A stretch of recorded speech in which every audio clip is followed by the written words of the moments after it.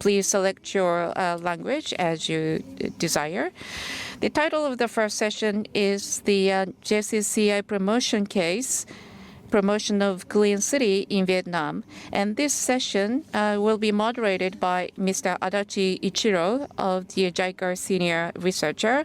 And we will be connecting this room as well as the online, and 5 speakers will be speaking. Thank you very much, Ms. Watarai. My name is Adachi from JICA senior researcher. I'm going to be the moderator of this session. So before starting this session, let me announce that the participants who are participating through Zoom, please use the chat function to pose questions. And we have only very limited time available for discussion, so we will not be able to address all the questions that you send. And I would like to ask for your cooperation. So since time is limited, so we will jump into the session. First, I would like to invite Mr. Miyazaki from JICA's Global Environment Department, and who will talk about the JCCI, JICA's Clean City Initiative. So, Mr. Miyazaki, you have the floor. Yes, thank you very much, as was introduced. I am from JICA. My name is Miyazaki. I am from the Global Environment Bureau. And today we have received greetings, and also we talked about a JCCI and what kind of expectations we have for JCCI. It was already referred to. So in concretely, I would like to just talk about what is the objective of JCCI and what we are trying to do. So first of all, we JICA are very active in developing countries, and in many developing countries, they don't have environmental measures while they have industrialization and urbanization going on. So that results in serious pollution of water, air, and soil, which is damaging people's health. Through the Clean City Initiative of JICA, we are collaborating with the governments of developing countries and development partners to realize clean cities and aim for a sustainable society.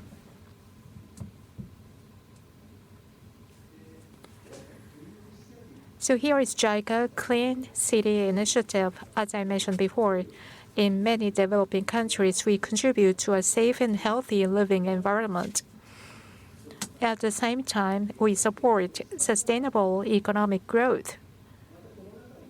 Under the situation of the pandemic, we believe that this cooperation will also help to maintain urban functions by supporting essential workers. And as was mentioned in the greetings, we have maritime plastics issues and climate change and ecosystem conservation. These are global issues, and these activities also contribute to those global issues. And in SDGs as well, number 3, 6, 8, 9, 11, 12, 13, and 14. So these are related to many of the goals as well. By the end of 2030, we will continue our efforts to promote JICA Clean City Initiative with the aim of benefiting 500 million people in 50 countries.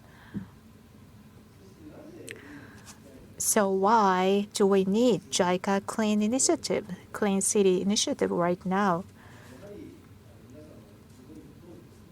As we all know, in some countries, the streets are littered with garbage, which has a great negative impact on the health of the residents. For example, in sub-Saharan Africa, about 70% of waste is not dumped in a proper way, causing methane gas emissions in air, soil, and water pollution, threatening the health of the residents. This is topical right now, this marine plastic issue. About 80% of the marine plastic that has become a hot topic in recent years is flowing from the land.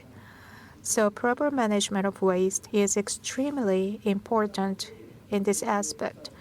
In addition, there are many areas where people live in an environment where sanitation services such as toilets have not become the norm, and the water quality of rivers and coastal open spaces is deteriorating due to the discharge of domestic and industrial wastewater. In Japan, there have been cases of Minamoto disease that had long-term effects. And air pollution also has a strong impact on the human body. According to WHO statistics, in 2019, approximately 6.67 million deaths are thought to be caused by air pollution. So early action for air pollution is very important. That's associated with the climate change initiatives as well.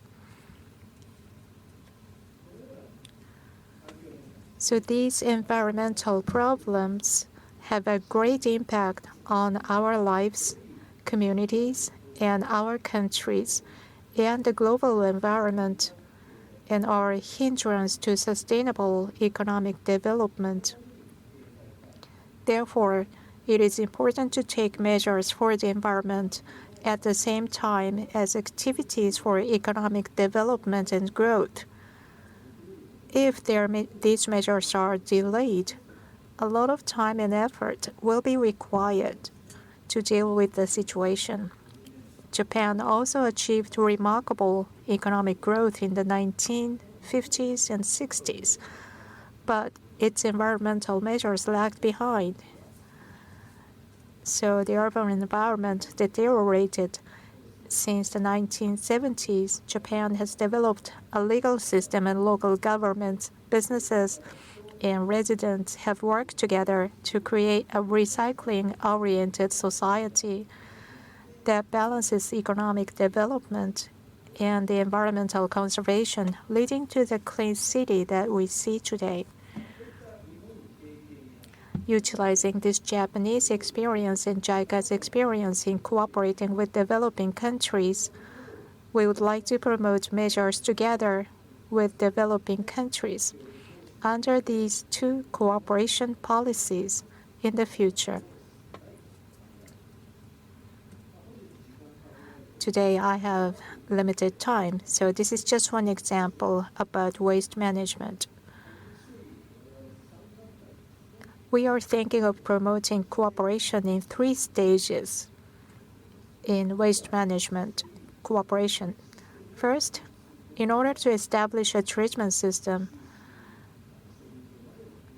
we need a system to classify and quantify waste and then collect and transport it to the disposable site.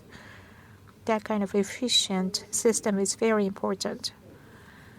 So we have to have a solid system established, and after that, the second step is to reduce waste on the street.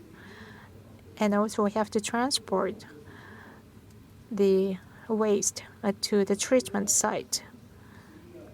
And so this is 3R: reduce waste and reuse and recycle. We have to promote 3 R's. And when they start to work very well, we have the third step, that is producer responsibility system and effective use of resources.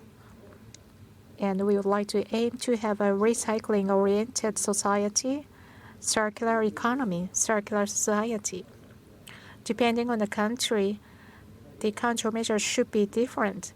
So we have to look at the current situation, and together with all of you, we'd like to seriously grapple with the situations. However, when we have such environmental management activities, we face a lot of challenges as well.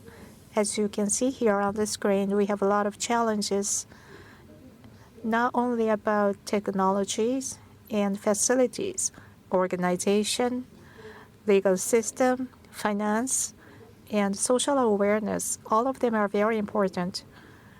For those of you in developing countries, we would like to cooperate with you so that we can share our experience in other parts of the world so that we can have a leapfrog development scenario together with you to prevent pollution. In today's seminar, we will discuss the case of Vietnam, which is implementing comprehensive environmental measures. We are going to hear the cases of Vietnam later. And then the next presentation is from Bangladesh as well. In Bangladesh, in Dhaka city, they have a project in the afternoon today. We would like to hear from them. We have such remarkable cases. So please listen to them. This is about JICA Clean City Initiative and approach, and I really hope you understand what we are doing together with the development partners and developing countries in Clean City Initiative. This concludes my explanation. Please enjoy the upcoming presentation on the experience of Vietnam. Thank you very much. Thank you very much, Mr. Miyazaki. So the case study of the promoting clean city in Vietnam as one of the case for JCCI promotion. So first speaker is the Director General of the Institute of Natural Resources and Environment Development, INRED, Vice President of Vietnam Association for Safe Water and Environment, Auditing, and former Deputy Director General of Vietnam Environment Administration, VEA, Dr. Nguyen will speak about Vietnam-Japan cooperation on enhancing capacity of Vietnam on environment management and the history of the cooperation with JICA, as well as the future plans for cooperation. So Dr. Nguyen, you have the floor, sir.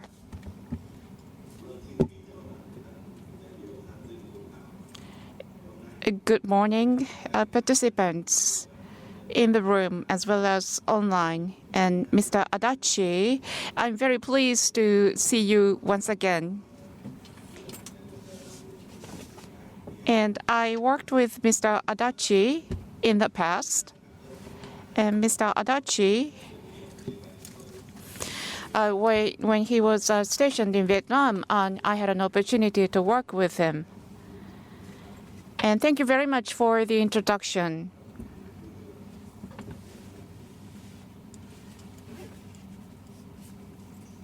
And I'd like to talk about Vietnam-Japan cooperation on enhancing environmental management in Vietnam. And my presentation is divided into 4 parts. First of all, I will talk about some achievements of Vietnam on socio-economic development and environmental protection. The second point is the JICA support, especially in environmental protection. And third is examples of Japan-Vietnam, JICA-Vietnam cooperation on environmental protection. Fourth topic is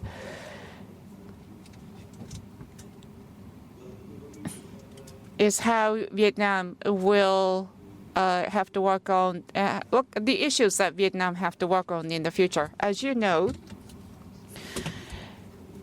in the last 30 years, the Vietnamese government promoted the Doi Moi policy and achieved the amazing socio-economic development. From 2000 to 2020, in those 20 years, the per capita GDP in Vietnam increased 2.7 times. And the national income for individuals is about $2,800. And now we have moved from a poor country to the middle income country. And with the economic development, urbanization also increased, as well as industrialization. Next slide, please. And from 2016 to 2020, the growth rate was 8.2%, and the contributing over 30% to over 30% of GDP. Currently in Vietnam, in 2020, nationwide, as compared to 2015, the industrial parks increased by 72, reaching to 369 industrial parks. And in Vietnam, so we have made very good achievements in Vietnam. First of all, the legislation on environmental protection has been in place. For example, the LEP, Environmental Protection Law, and Biodiversity Law, and Sea and Islands Natural Resources and Environment Law. And we also developed a vision for the ocean conservation. And in terms of the waste treatment and management, according to the statistics, the municipal solid waste, 80 to 99% in urban areas are collected and treated. As in rural areas, 63% is only the collection rate. And by 2020, at the waste treatment centers, we have 1,322. And including 904 landfill sites. And the composting plants, we have 37 of them. And the incineration units, we have 381 units. By 2020, the 100% of centralized hospital, the waste, medical waste, has been collected, separated and collected. So that system has been in place. And for wastewater system, treatment system, in more than 90% of the industrial parks, there is the wastewater treatment plant. So in these few decades in Vietnam, we have achieved remarkable results in socio-economic development and environmental protection.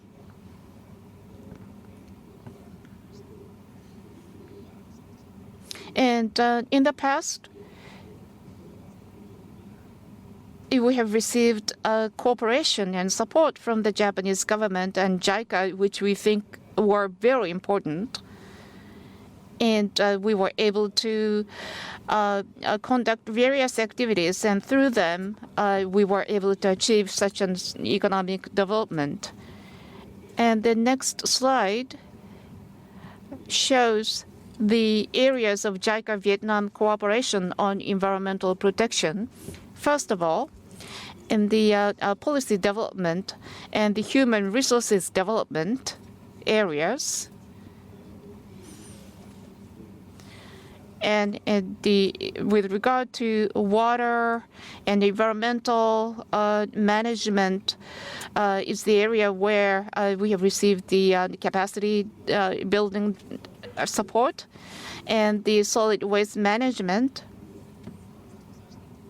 and the biodiversity and climate change response, and more recent years, circular economy development, and the environmental research are the areas where we have cooperated with JICA. As I explained before, the most important activities by JICA is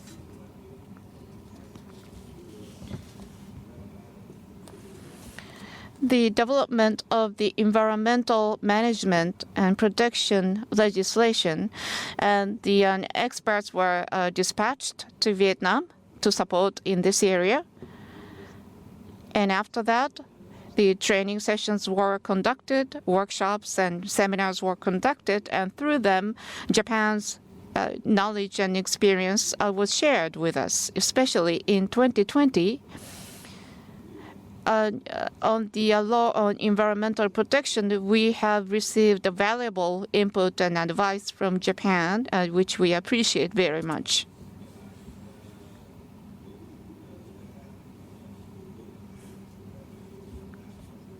And thanks to the support and cooperation from JICA, in 2020, the law on environmental protection was revised to include new points, especially in the international integration. We have added some appropriate elements. For example, the indicators for the classifications and EIA for various projects and programs. And for rural areas, and what the local governments should be responsible for. And as for the waste management, there are more concrete points included in this new LEP. And the clean production, and the producer's responsibilities were also added in this new revised law. And 3 Rs, which had been promoted for some time, now it's incorporated into law. And the separation of the solid waste is now, stipulated in law. And this LEP, Law on Environmental Protection, Environmental Auditing, and Climate Change and also the development of the CO2 or a carbon market were also added in this new law.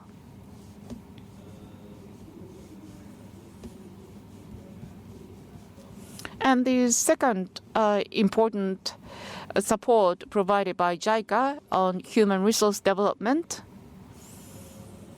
and then different trainings and study sessions are conducted within Vietnam, and the government staff and the leaders and the local government's staff and leaders and the managers from companies and researchers have participated in this kind of program, which were instrumental in developing their skills, management skills, and the overall capacity. And these people who have received such training from JICA and now working on environmental management, and they are very crucial human resources in terms of Vietnamese environmental management. The water environment and waste management in Vietnam, we have a project which is supported by JICA, and there are many of them. And I'd like to refer to only some of them. In Vietnam, there is a project on enhancing capacity of VAST, that is a Vietnam Academy on Science and Technology, as well as the enhancing capacity of Vietnam on water environment protection especially. And through these projects, the managers and the researchers have been able to develop their skills and gain new knowledge and build their capacity. Likewise, the municipal solid waste related projects were conducted with the support of JICA. For example, the Hanoi was the owner of this JICA project on 3R. And also the Ministry of Construction cooperated with JICA in this project on the waste management and recycling. And through these projects, waste management policy has been developed in Vietnam and has been implemented. As for the pollution from wastes, it's a hot topic in Vietnam right now. And through the support from JICA, and we have been working on the regulations and standards on the waste management in Vietnam. And these standards and regulations have been revised and put to practice. And Japan's experience, or the experience of the international community, was shared through this project supported by JICA. And the Vietnamese people were able to obtain such learnings from such experiences. And in the green sector, the Vietnam, with the support from JICA, we are conducting various activities, especially together with the Vietnamese Ministry on Agriculture and Rural Development. We are conducting the projects on the replanting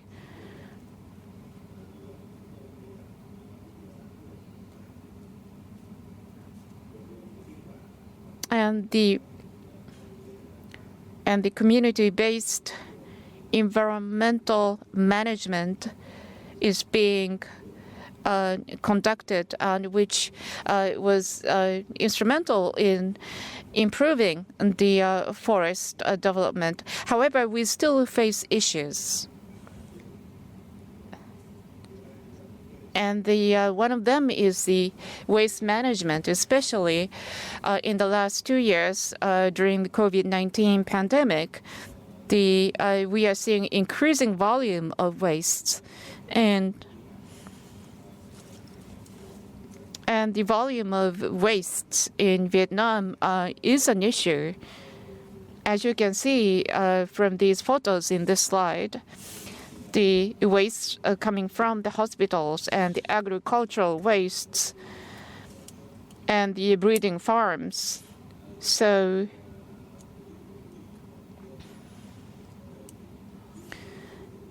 and then there is an issue of, a difficulty in accessing to the waste treatment plants by trucks. Truck drivers have been on strike, for example, because they have difficulty in accessing the waste treatment plants. Because of lack of time, and I will, be quick. But in terms of the law on environmental protection, and we will continue to develop the tools for environmental management, and especially on waste management. We have to work on the wastes in urban areas, and also we have to conduct the assessment of the environmental impact of those wastes on the environment, and reducing the volume of plastic wastes, and also the waste to energy development, and the licensing and EPR in relation to the environment. These are the issues that we will have to focus on in the future. And in order to ensure a clean environment by 2045, and in order to become an industrialized, developed country, Vietnam will have to introduce various strategies and activities and plans. And we also hope that we can continue to work with JICA and the Japanese government and other donors so that we can achieve those objectives.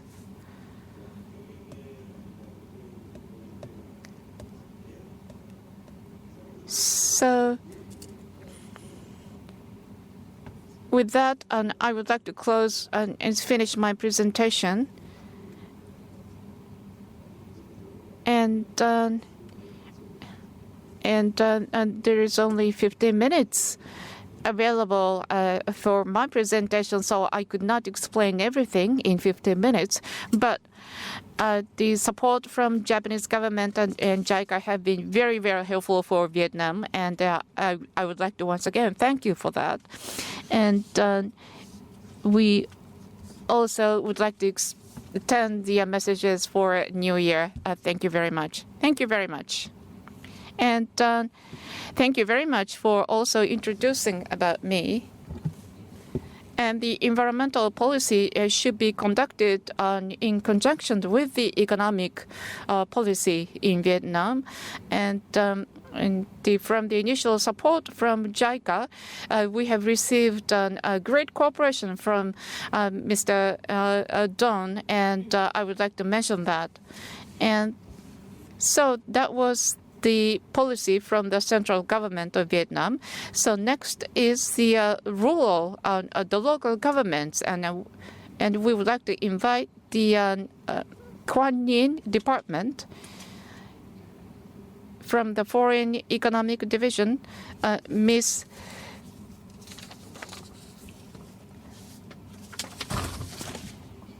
Tran, and she will talk about the cooperation with JICA and so forth. So, Ms. Tan, you have the floor. Xin chào. Ladies and gentlemen, dear guests and dear participants through Zoom, my name is Tran Tam.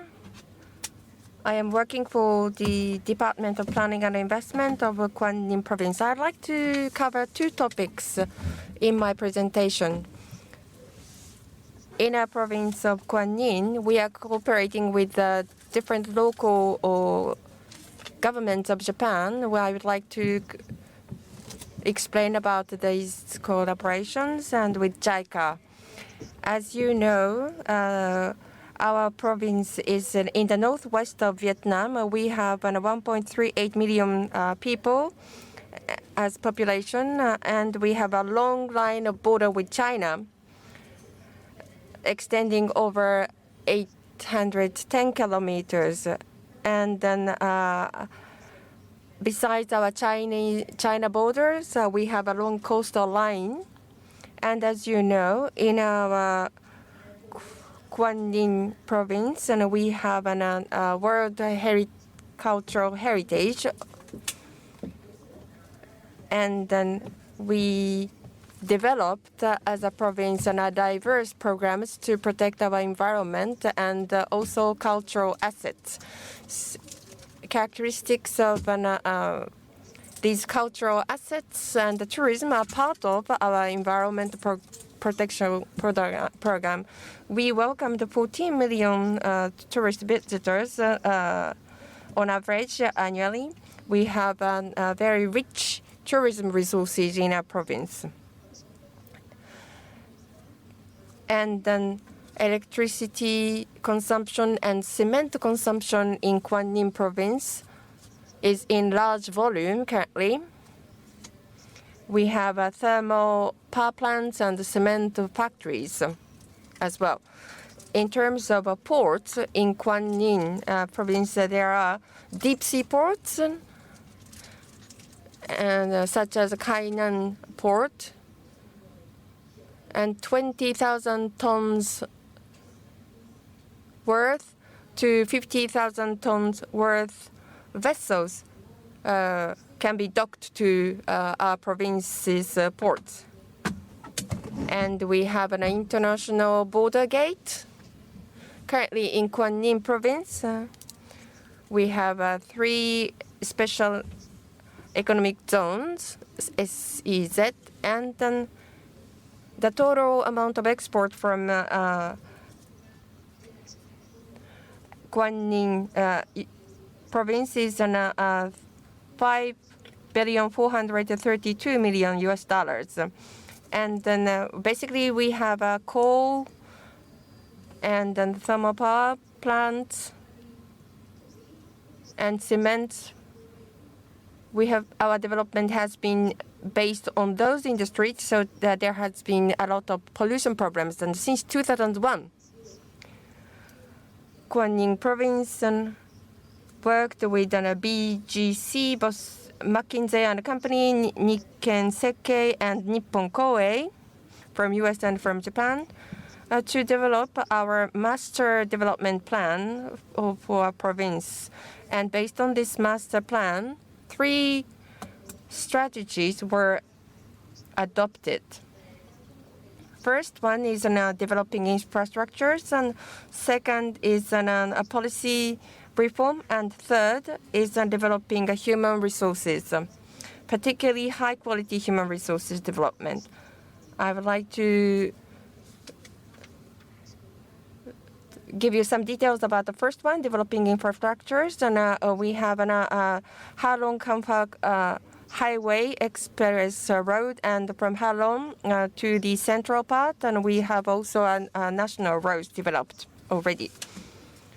And administrative reforms, policy reforms, and investment environment reforms in these areas. Bureaucracy procedures were streamlined, and an e-government system was developed, and IPA, Investment Promotion Agency, was also created. As a result, PCI improved significantly. PCI stands for Provincial Competitiveness Index, and for 4 consecutive years, our province was the top ranking. And regarding the PAPI index, which is a governance and public administration performance of a local or provincial government, in 2021, our provincial government was the top ranking as well.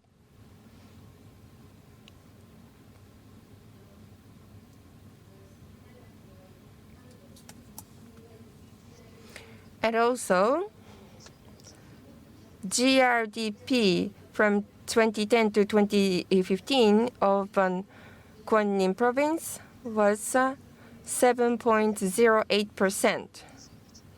That's the GDP of the province. And then GRDP, the GDP of the province per capita was $7,614,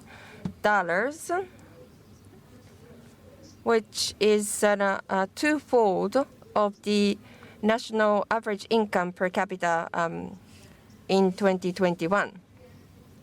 So from mining to manufacturing sectors, our province had shifted to service-oriented sectors. As a consequence of that, the FDI investment capital currently into our province is over $10 billion US. Along with an economic development, pollution such as water pollution and air pollution, as well as noise problems, increased and are still increasing more and more. Particularly currently, amongst the citizens of Guanyin province, the awareness of environmental problems are still limited, and then the systems such as penalties and sanctions are not well developed yet. Therefore, bad practices are still remaining. Therefore, waste problems and the landfill of waste have become a serious problems. Over the last several years, Guanyin province had very important partners from Japan.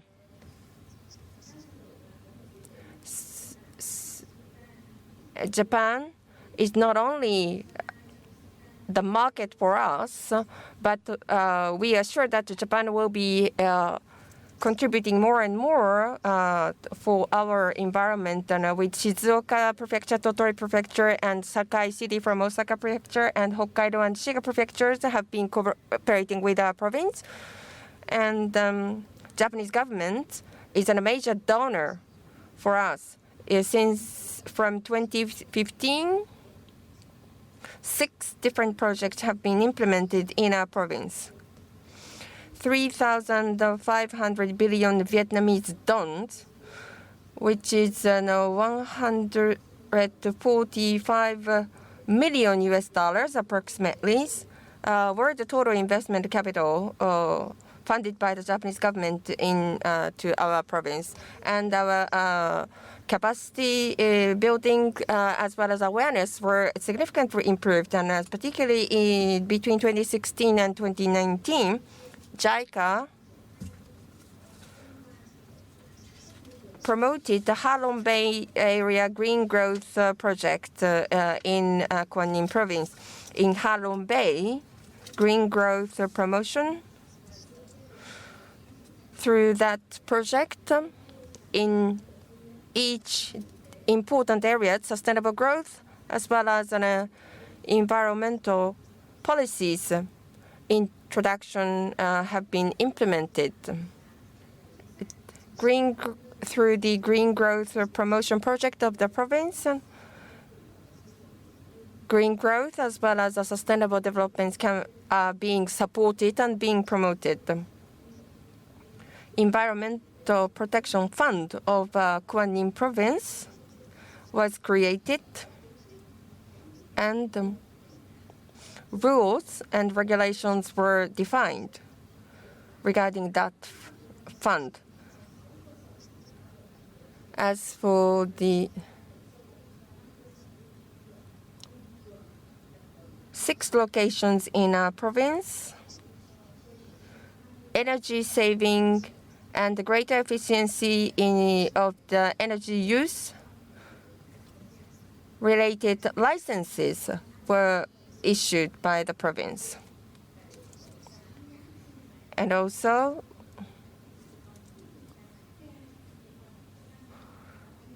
for sustainable tourism,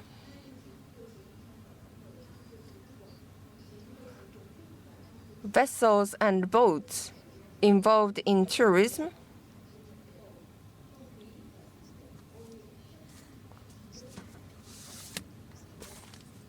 were labeled with a blue sail label, which was a stamp or label issued by our province. And so for the boats and vessels, in order to participate in tourism, they are required to adopt and meet 29 requirement items. And then once they meet all of those requirements, blue sail label stamp can be issued to those boats. And the white book regarding green growth was published in the 3 years. In 2017 through 2019, that the white book on green growth was published for 3 consecutive years. And then we also collaborated with the Department of Education and Training so that green growth content can be included in school education curricula. So after the completion, after the end of this project for Quang Ninh province, in order to maintain and further develop those outcomes and to lead them and connect them to actual commercial channels, for 2020 to 25, green growth promotion project was defined with 3 different main activities. First, regarding the Provincial Environmental Protection Fund, the use of an sustainable and continuous utilization of this fund is part of this program. And secondly, budget allocation for every year to relevant provincial government agencies and organizations. And in order for us to meet and achieve green growth KPIs, green growth is now included in the activities of different departments of the provincial government. And then we are currently working with JICA to introduce in different municipalities and counties in our province the eco-friendly activities. And Green Growth White Book was published, as I said, for 3 years consecutively until 2019. And currently I am working with the JICA experts preparing Green Growth White Book for the year 2020. And then from 2021 to 2037 in Ninh province, we are positioning our province as the leading province in Vietnam in terms of green growth in the whole of Vietnam. And then we are aiming to establish 5 manufacturing technologies centers. And in order to maintain and further develop all these activities in these fields, we are collaborating with the different partners, and at the same time, we believe that we need to improve the knowledge and awareness of our citizens. Going forward with Japanese government and with the JICA, we would like to collaborate with them further so that we can enjoy assistance and support from them. I'd like to take this opportunity. I would like to show my appreciation to the government of Japan, JICA, and then different prefectures, including JICA prefectures, for the support extended to our province so far. And thank you very much for your attention, and a Happy New Year to everybody. Thank you very much, Ms. Tran. We believe that these provincial initiatives have been really wonderful. So the national government's initiatives and then provincial government's initiatives in Vietnam have been covered by these 2 presentations already. In 2020, environmental protection law was amended in 2020 to lead JCCI, and then the circular economy related initiatives are now already part of the policy. So Quang Ninh province initiatives about the green growth in this context are a part of very important example and case study of this whole initiatives, and the Shiga prefecture and JICA are working together with the province. So this is really a good case study of green growth at the provincial level in Vietnam, and we at JICA can learn much from this. Thank you very much for these presentations from Vietnamese side. So from the Ministry of Environment of Japan, and also experts in Japan are going to report on the progress. First, from the Embassy of Japan in Vietnam, Mr. HAGA is going to talk about environmental cooperation between Japan and Vietnam. So environmental cooperation in the environment, especially what the Ministry is doing, is going to be presented by Mr. HAGA. Yes, my name is HAGA from the Embassy of Japan in Vietnam. Today, I would like to introduce the environmental cooperation that Japan's Ministry of the Environment is implementing in Vietnam. My presentation is split into 3 main parts. The first is about the history of environmental cooperation between the 2 countries and the framework of cooperation, policy dialogue. The second is about cooperation in various fields, and the third is about cooperation with the private sector. First is the 3 key messages of today's presentation. The first is that environmental cooperation between the 2 countries that has a long history and is supported by a comprehensive framework, and many specific projects has been effectively implemented. Secondly, Our ministry provides a wide range of environmental cooperation in various fields, from climate change to waste management, water, using both bilateral and multilateral frameworks, from support for policy formulation to implementation of model projects and financial support. Third, we are promoting the participation of cities and private sector and implementing environmental cooperation among various actors, not just between central government. During the keynote speech, JICA Mr. Miyazaki talked about 5 challenges: technology, finance, and organizations, and legal aspect, and social awareness. So through these efforts,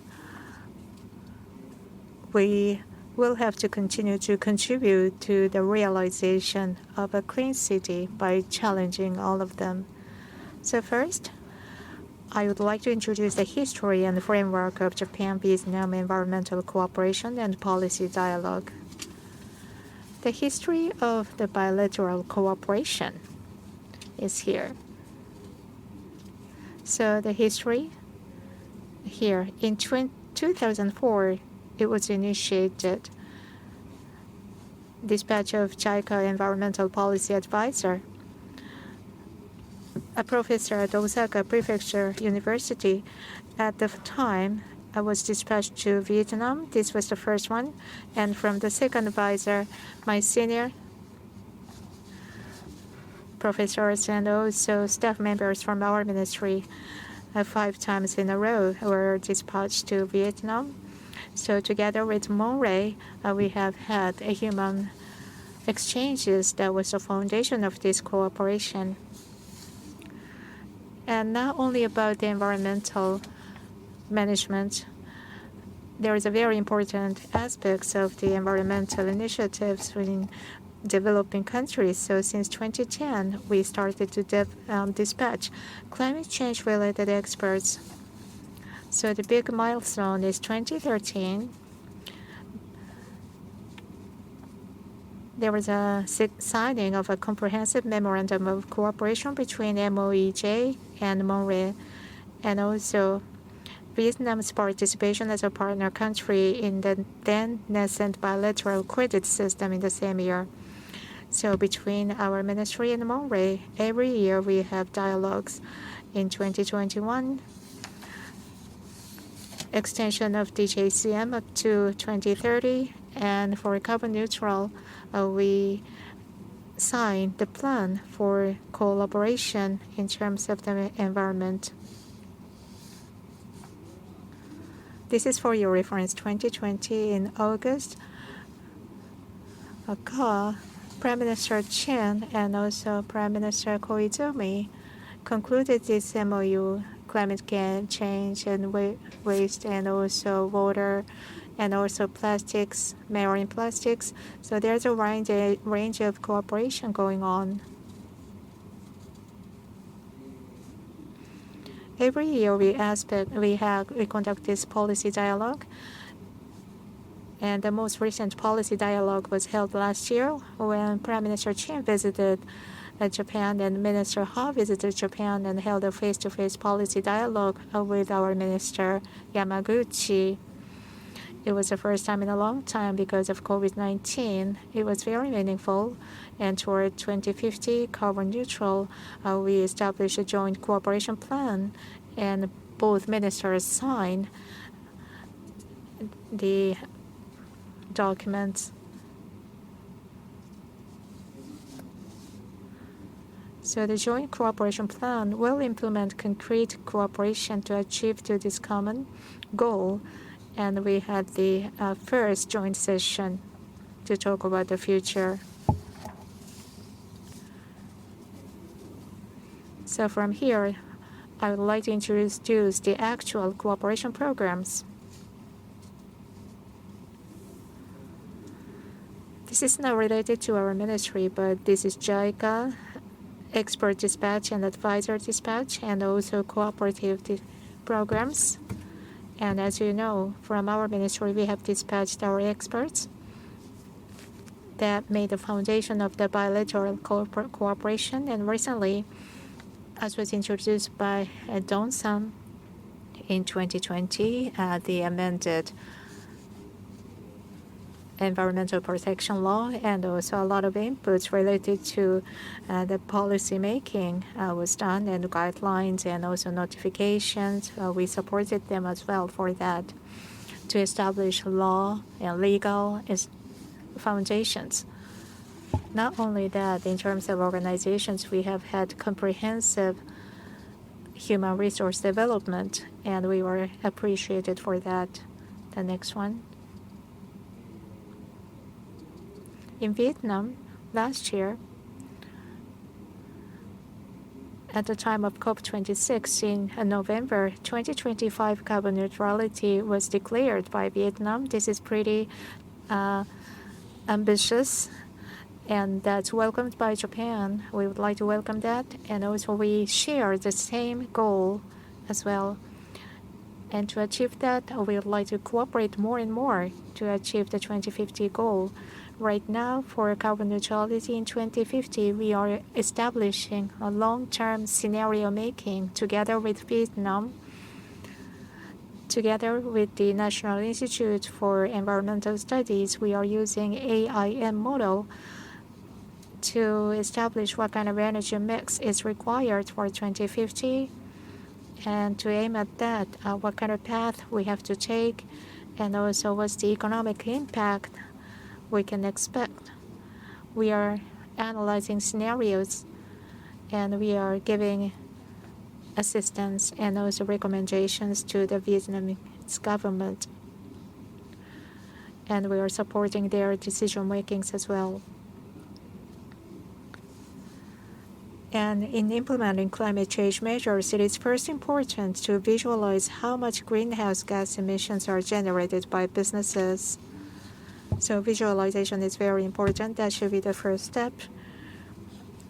In our ministry, for that we support by using PASTI program. So you're on a scale to go on a diet. It's very similar. You have to first grasp how much each business is emitting GHG and what you have to do. So on top of that, we have to come up with concrete measures. So this is a scale that we are providing by PASTI program. And as was introduced before, under the environmental protection law, Vietnam aims to start operating a domestic carbon market in the second half of 2020. The government of Japan, through the World Bank, is implementing capacity building and preparatory projects to promote institutional readiness for carbon market creation. In this way, Japan is also actively providing institutional support through the framework of multilateral programs. And about CFCs, chlorofluorocarbons, we have very active cooperations. CFCs may not sound like much, but in fact, CFC, chlorofluorocarbon substitutes, have a greenhouse effect more than 100 times greater than CO2. In order to prevent the release of CFCs into the atmosphere without proper management and disposal, support for the establishment of a system and implementation of demonstration projects are being provided in Vietnam. And also, Japanese government from 2013 started with Vietnam. Since 2013, we started this JCM program, and it has already 40 projects so far. JCM projects are contributing to decarbonization and carbon neutral of Vietnam with financial assistance. Going forward, we would like to scale up this with private funds for JCM.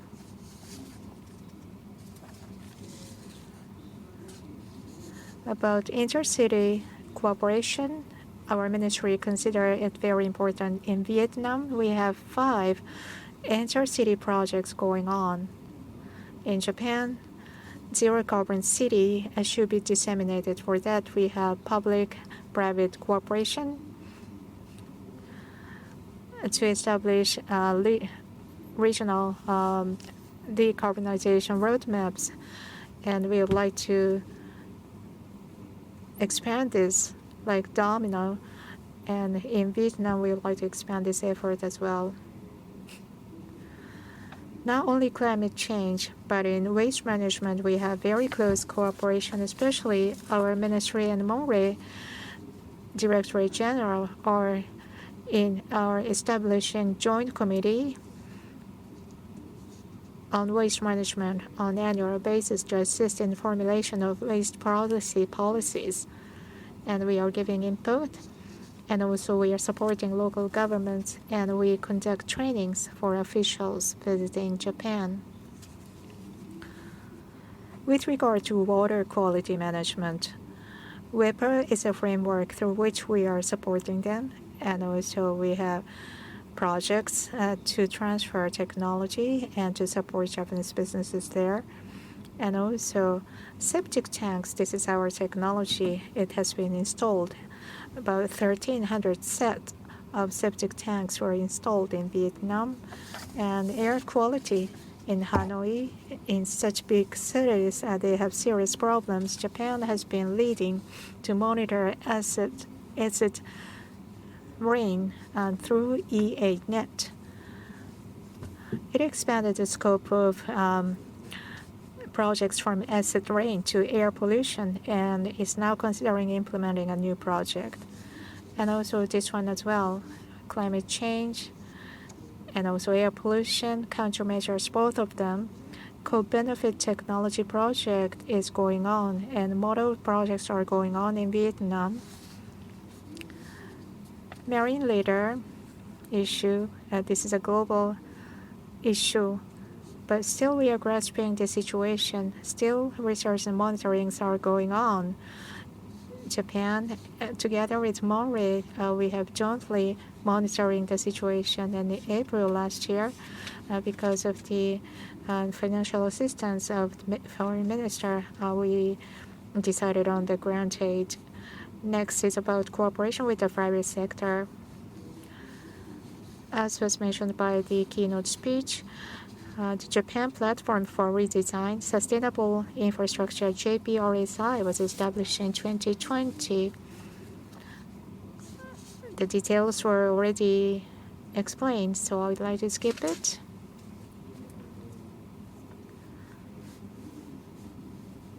And this is another public-private relationship. Our ministry in many different countries from 2018 conduct Environmental Week. This is a recent one in Vietnam. Last year in December, we had this online Vietnam-Japan Environment Week. Part of that were seminars and also for promotion of public-private partnership. We conducted business matchings as well. We had about 1,500 participants in the online seminar. And as specified by Don-san,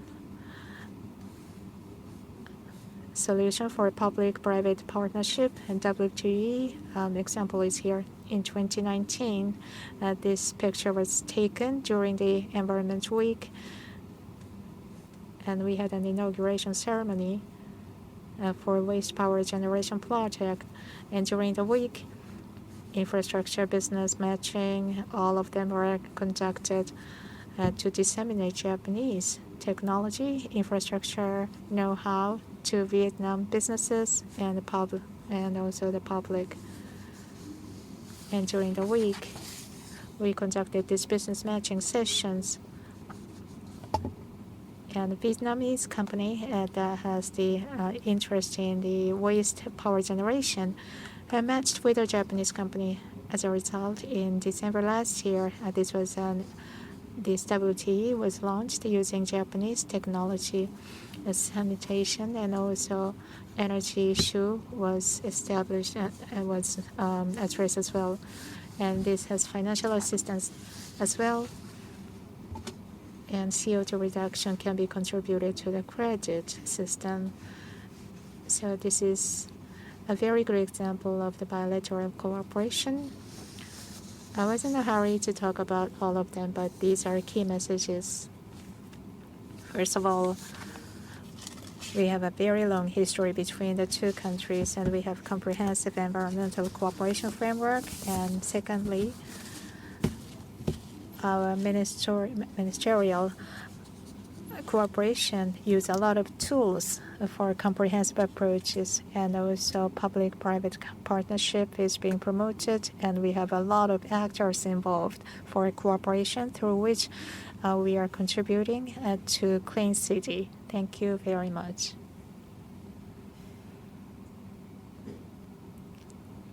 Thank you very much, Mr. Haga. For the initiatives of JCCI, a lot of actors should be involved in the cooperation, and from the Agency of Environment, that was before Ministry of Environment, more than 50 years, the ministry is sharing your know-how and accumulating know-how, and how you can roll out the know-how globally is very important. And for achievement of SDGs for better environment, the Ministry of Environment in Japan has a lot of knowledge and also policies that should be disseminated. That should be very important. Once again, I noticed the importance. Thank you very much. Next, I would like to invite the expert, which is dispatched to the Ministry of Construction Vietnam, Mr. Norihide TAMOTO, who is a JICA expert, who is going to talk about the achievements and challenges of cooperation in sewerage sector in Vietnam. The sewerage sector is very important. And so, Mr. TAMOTO, you have the floor. Good afternoon, everyone. Good morning, everyone. And I'm dispatched to the Ministry of Construction in Vietnam. I'm a JICA expert on sewerage policy and advisor. My name is TAMOTO. Thank you very much for giving me this opportunity. And today, I'm going to talk about the past results of the Japan-Vietnam cooperation in the area of sewerage. And what comes to your mind when you hear the voice of the sewage? Maybe you come up with the word like dirty and so forth. So you probably have an unfavorable image about the sewage. And this sector is not one of the sectors that the developing countries address as a priority. And I would like to share with you our experience in the past so that it can be leveraged in the other countries. First, after sharing with you the present situation in Vietnam, I would like to talk about the past achievements and present status, including the good practice and the future challenges towards a clean city. First, about the water environment in Vietnam, the present situation. And these were taken in Hanoi and the surrounding areas, the river situation. On the left-hand side, you will see this photo. You see the black water running, and it's polluted.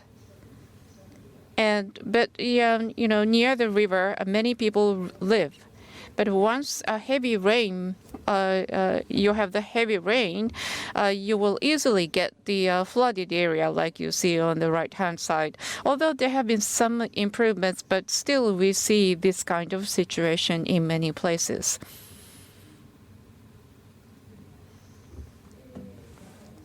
As I said, in Hanoi and in other cities, so that is the situation. For example, the rivers in Hanoi, if you measure the ammonia concentration in rivers, it's far greater than the threshold prescribed by the government. So, improvement is indeed needed.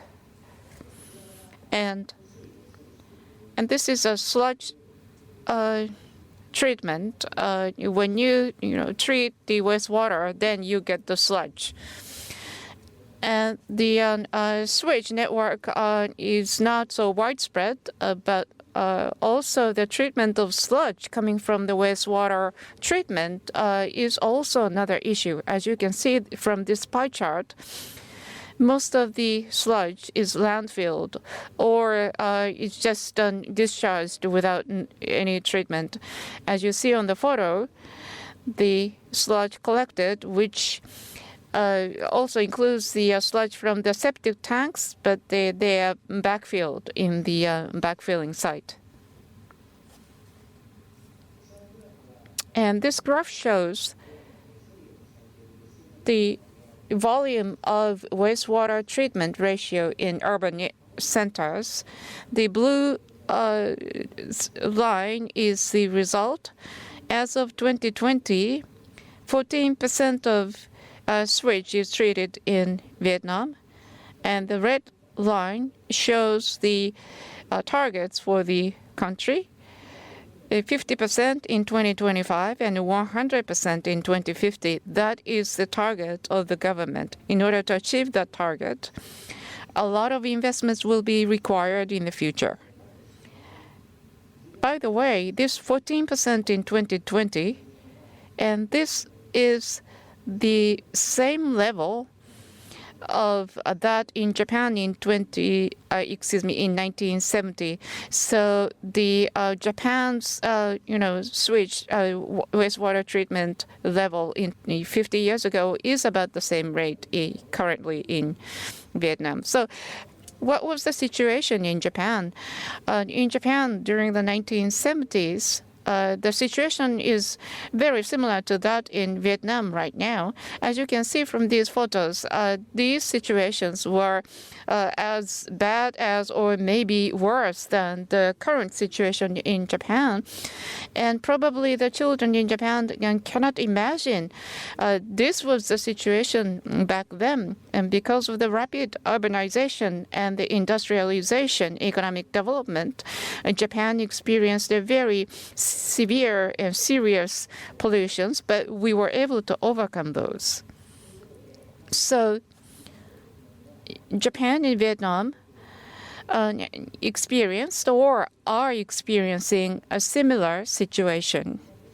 So Japan would like to share our experience and knowledge with Vietnam so that we can contribute to improving the environment in Vietnam. And in addition, between Japan and Vietnam, there are some similarities in terms of the sewerage. For example, the roles by the central government or local governments. The central government, provides the policy orientation and technical standards, and the local governments are actually engaged in the implementation. And in terms of response to climate change and in order to respond to various urban issues, we need innovations, and that is also a commonality between Japan and Vietnam. So let me refer to some past achievements. Between Japan and Vietnam, in terms of the cooperation in the sewage treatment, in 2010, there was an MOU signed between the two companies about the technical cooperation in that sector. The central governments provide the policy guideline and orientation. So this MOU has played a central role. And based on this MOU, there are various activities conducted. 14 bilateral meetings and seminars have been conducted, and the dispatching of the expert like myself. And actually, I'm the 5th expert who has been dispatched to Vietnam under this agreement. And the local governments, among the local governments, there have been a relationship built for cooperation. For example, Ninh province and Hanoi and Ho Chi Minh, big cities. And in other cities, there have been the cooperation. And the Yokohama City has provided the technical know-how in managing the sewage system, and also the environmental education for the school children. This is another roles played by the local governments in this cooperation. And what's important is that in this sector, various actors need to cooperate on different levels. So it's not just one sector which is important, but we need the cooperation among various actors and sectors. And as I said, there is a division of roles between central and local governments. But also in 2009, JICA, this is a Global Center for Urban Sanitation, and this platform has played a very important role. And this JICA platform has been leading in developing a team among the Japanese experts to provide support to Vietnamese counterparts. And let me refer to one good example. And the pipe jacking technology is now being introduced in Vietnam. In the past, as you can see on the left-hand side, open digging method was deployed. However, in Vietnam, it faces the traffic congestions in many urban cities. So because of that, pipe jacking method is very useful. And Japan cooperated with the Vietnam in introducing this pipe jacking system.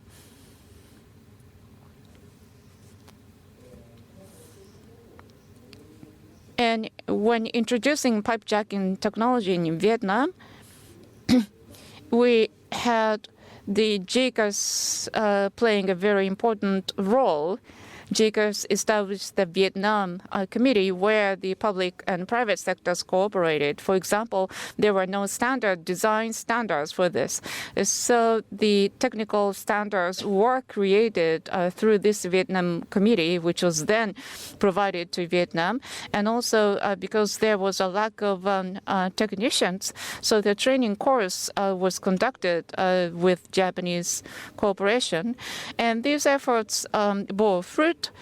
And right now, this pipe jacking method is now being introduced in the project supported by JICA. And this is a major sewage project in Vietnam supported by JICA. In Hanoi and Ho Chi Minh, 300,000 tons and 400,000 tons, very large-scale treatment centers have been built, and the pipe jacking is adopted as a method to mitigate the traffic congestions in order to build the wastewater treatment centers. And technical standards for this pipe jacking method, since we were able to gain some experience in Vietnam, and so we have been able to revise the standards, and these standards will be useful for other Southeast Asian countries. Right now, the JICA committee is promoting the dissemination of the standards in other Southeastern Asian countries. Next is so as a result of these efforts in Vietnam, there are many sewage projects are being conducted or were conducted by Japanese ODA. And the JICA, together with the World Bank, are the major players in the sewage projects area in Vietnam. And thanks to the efforts of various actors involved, we were able to achieve this result. Lastly, I would like to talk about the future challenges.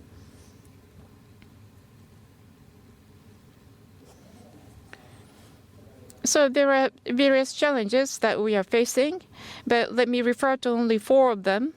First is as I said before, we still lack in investment. In addition to ODA loan, we need to mobilize the private sector investment funding and the JOCASO and the decentralized system. And we have to combine that with a centralized system. And second challenge is once you build the sewage system, but it's important that all the houses are connected to the system. And we have to improve the connection to the houses so that we can improve the quality. And the third issue is the cost and resource recovery. They have to go hand in hand. And that's a very important perspective, especially with the cost. The sewage utility cost has not been collected to the level that is desirable. In Japan, too, in some local governments, some governments have to raise the tariff for the sewage system because of the deterioration of the system and so forth, and aging of the equipment. So this is a very important point. And the fourth point is the capacity development and the public awareness. And this is related to the cost recovery, too. It's very important to approach to people so that we can change their perspective. And this is my personal view about the ideal circulation of water and sludge and resources. And I talked about the insufficient treatment of sludge, but the biogas can be used for energy, and the water treated at the wastewater treatment center can be supplied to farms and can be used for agriculture, and these will lead to achieving the SDGs and other targets. So this is a summary. So towards a clean city, as I have been discussing, between Japan and Vietnam, long-standing partnership is there, and this is very important. And the cooperation at various levels and working together to achieve the common goal are key factors. And lastly, in order to achieve the ideal circulation of resources, I should say that Vietnam has a lot of possibility and potential because they are now in the process of developing their infrastructure, and the completely new, innovative, and sustainable infrastructure can be built. And so these are the important elements needed, I think, for realizing the clean city, and I would like to make my humble contribution to realize that goal. That's it from me. Thank you very much for your attention. Thank you, Mr. Tamoto. So in your presentation, you said that there was a cooperation of the Ministry of Land, Infrastructure, Tourism, Transport and Tourism of Japan in dispatching the expert. So as Mr. Haga from the Ministry of the Environment said, there are various ministries involved in providing support to the Vietnam government and people. And thank you very much for your presentation. Mr. Miyazaki said initially that these are the very important models towards building a clean city. So we would like to go into the 10-minute discussion session, although we do not have sufficient time, but I would like to ask the participants the following two questions. And first of all, towards the realization of Clean City initiative in Vietnam, I think the speakers touched upon various challenges. Going forward, towards this ambitious goal of Clean City, what are the most important issues or elements in your view? the second point is going forward, what is this expected of the Japan-Vietnamese cooperation in order to respond to these challenges? And what are the areas of experiences of Japan that can be very useful in realizing these goals in the future activities of Japan-Vietnamese cooperation? Since the time is limited, you can talk about the both questions, or you can take one question each, and hope that in the order of the presentation, I would like to ask first of all Dr. Don. Vâng, xin cảm ơn ông Ada. Thank you very, very much, Mr. Adachi. Regarding JCCI, it is a very important idea, and I do really welcome this initiative, JCCI. And in order to realize clean cities, what will be important for Vietnam, what are the challenges facing Vietnam, I would like to try to answer that question. Vietnam is still a developing country currently, and then socio-economic development is ongoing. In order to materialize clean cities in Vietnam, first of all, policies need to be developed properly and to be completed. As part of those policies, economic development should be one element, and at the same time, environmental protection needs to be included in the policies. For example, when it comes to clean cities, waste is very important, first of all. Hanoi and in other large cities in Vietnam, for example, sorting, collection of waste, as well as transportation infrastructure development are very important. And along with the infrastructure development, transportation means are also very important. For instance, public transportation means development of them is very important as well. Earlier today, as I covered in my presentations and as other speakers covered in their presentations, water treatment is also very important, particularly by adopting modern technologies. As much as possible, the volume of waste needs to be reduced. We would like to achieve that reduction of the volume of waste through modern technology use. For instance, in order to reduce the quantity of waste, we have to implement the sorting of waste from the sources of the waste so that as much as possible waste can be recycled and can be properly and appropriately disposed of. We would like to achieve that situation. So waste treatment and wastewater treatment in these two areas, national policies and the local policies, local regulations, and also local citizens and population's awarenesses are all very much important. In order to improve the practices and customs amongst the population, we need a lot of education as well. In urban areas,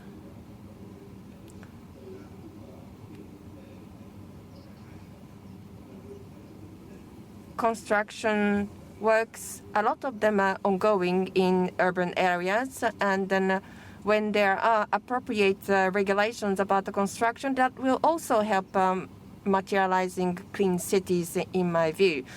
Due to the time limitation, I'd like to stop. Thank you. Thank you very much.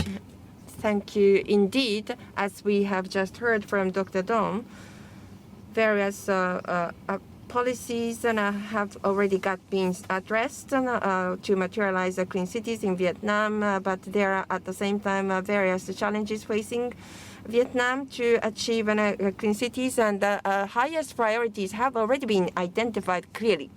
That is my feeling hearing Dr. Dom. Now I'd like to ask Mr. Haga of Ministry of Environment. Thank you very much from my side. I'd like to say a few words about those challenges regarding Vietnam. Broad and large framework of policies such as an environmental protection law and carbon neutrality by 2050. Those basic visions are already in place as well as the basic frameworks.